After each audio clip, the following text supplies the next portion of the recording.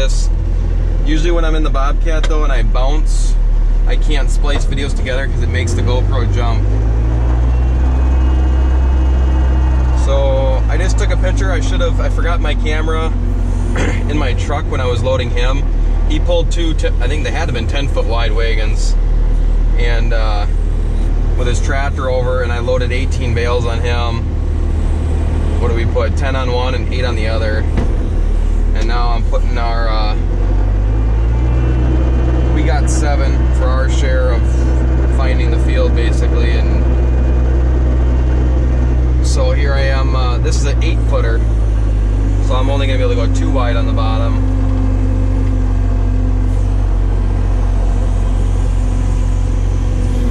It's the hardest part about these videos, guys. You guys can't see much, but some guys like the Bobcat videos, so I hope it's turning out. But you can just see what I'm doing here. See if it'll stay for me. Yes, it will. The reason I flip them on their side is because I have pallet forks. If I were to try to scoop a bale on its end like that, what's happened to me and why I do it is because I've blown strings doing that. So that's why I flip them on their side so I can scoot underneath them. I know I'm not going to blow a string.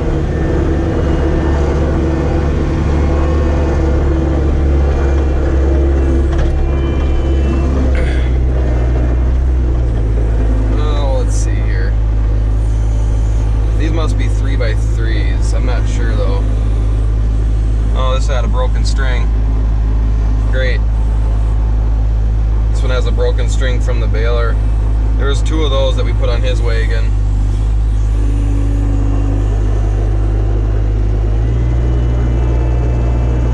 So I'm gonna have to put 4 on the bottom, and then 3 up top.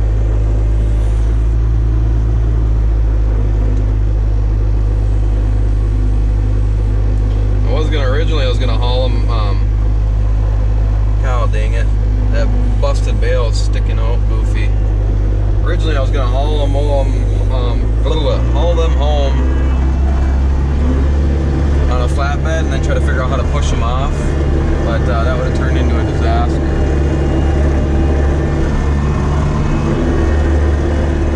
I'm gonna push this in a little ways. Because if I leave such a hollow opening in the middle, my bales I stack up top are going to want to fall in there.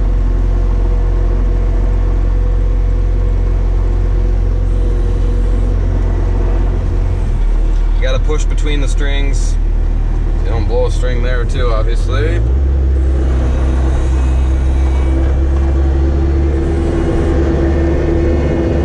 That should work. And then you always want to load one evenly so that you don't put all the weight on one side of the wagon, and it could pop off the running gear that way.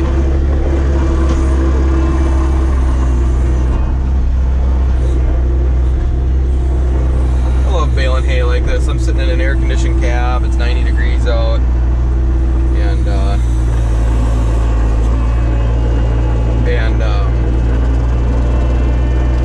don't have to break a sweat. Well, I'm sweating when I get out to unhook trailers or whatever, but it could be much worse baling with small squares today. Actually, you know what? I can load them. What I'm going to do with this one, I'm going to set it right in the middle.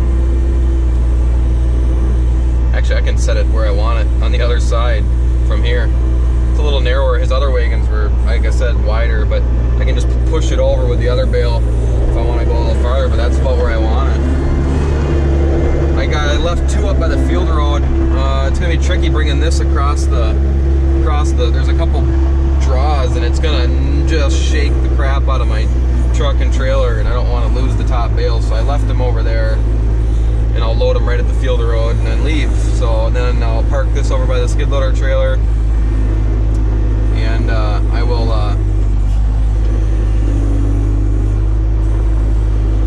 I'll go dump the wagon at our house, come back, load the Bobcat, bring the Bobcat home, unload the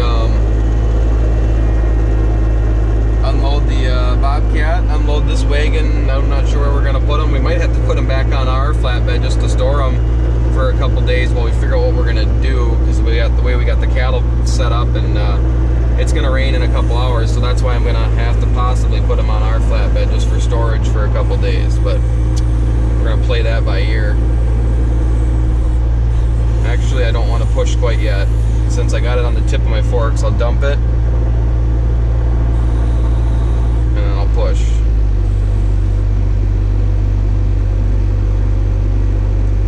And that's the only bad part about when you pick bales up with the pallet forks on the ground. My forks are slightly bent. A lot of times I am picking up a little bit of dirt between the forks and the bale. Or if you had a bale spear, you wouldn't, obviously. I'm still debating if I want to maybe possibly put the like buy a manure grapple, and then where the ones I'm looking at, the tines are removable, so you can replace them, and then order some hay tines. Ooh, what am I doing? I don't have to tip this one. I set this one over here when I was grouping them up this morning. And then I had make like 3 hay tines you could set. Then you could put the hay tines in there, and then you'd have like a universal attachment for the Bobcat in a sense. Is what I'm brainstorming. But if we get more cattle, I'm definitely going to do that. But since we only have 2 cattle, we don't have to put up as much hay. But it still might be an idea that I'm thinking about here. So it never fails. Especially when we're combining or planting, like homeowners feel the need to, even if their grass doesn't need to be mowed, and maybe their grass needs to be mowed, but the homeowners always seem to come out and want to like get on their tractor and do yard work while we're out in the field. So I always find that funny. Maybe their lawn actually needs to be mowed, but it always seems to be when we're out in the field. Gotta see if I can scoot the front over a little. But it's going to be just fine. I'm only going about 5 miles home. Got to get back under a little bit. It's kind of nice to have them tied together though, so that, you know, the load's not going anywhere. So let's just double check it's on both bales.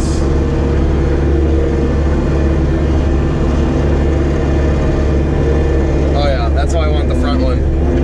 The next 2 are going to be even with the bale, but drive over there. How long is this video?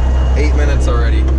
Alright, well, I'm gonna go park this at the field road, walk back to my truck, and then I don't know, maybe you can see the rain. It's darker this way. So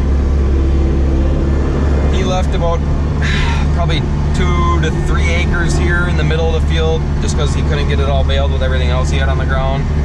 And then I guess there's also 3 more acres we didn't know about in between a tree path or something over there. So we got like another, well, we got to mow all these ditches and mow the ditches and bale them. So next dry stretch, which is hopefully after this rain tonight and tomorrow, so next week sometime, we're going to be baling again. I work all week, but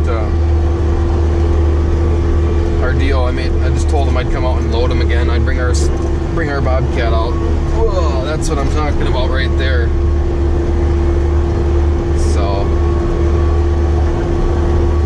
the other thing I'm debating is when I get my own place, hopefully this fall, is do I want a cabbed loader tractor or do I want a Bobcat skid steer, whatever.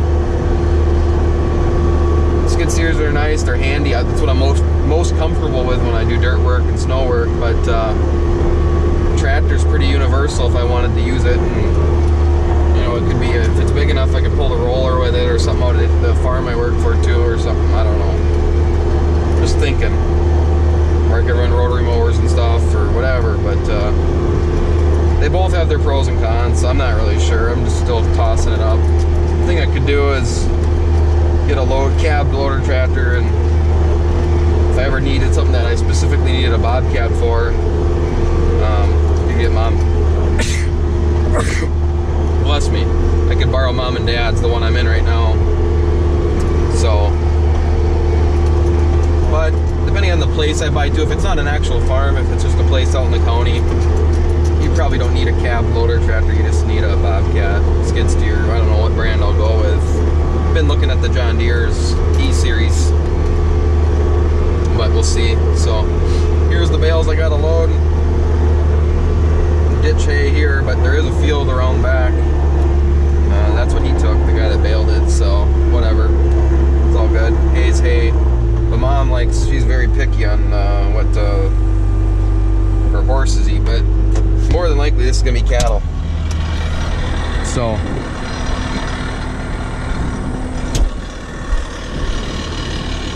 all right, time to walk back. So I'm gonna end the video though, so this doesn't go on forever. So thanks for watching, and we'll check you later.